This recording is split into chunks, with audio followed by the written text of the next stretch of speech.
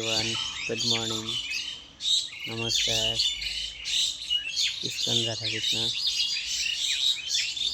তা আপনাদেরকে আমি তো বলেছিলাম যে আমার একটু জমি জমা আছে, তা সেই জমিতে ধনিয়া পাতা, পালং শাক, সর্ষে শাক বুনেছিলাম।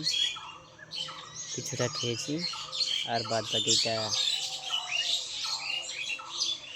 ভেবেছিলাম হরিণ এসে কিছুটা খাবে, কিন্তু হরিণ তো নয়, এই ছাগলের দল একদম গাছের মাথা পাতা সব খেয়ে একদম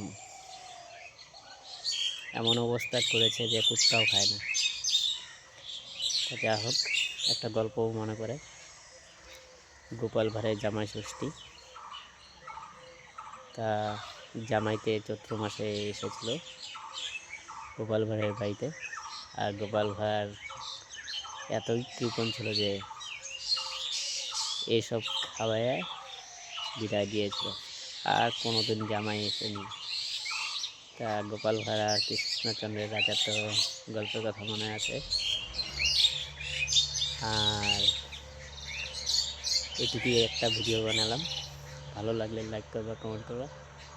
তা আজকের মতো এটুকুই বলবো, আর সামনে তো অনুষ্ঠানগুলো আসতেছে।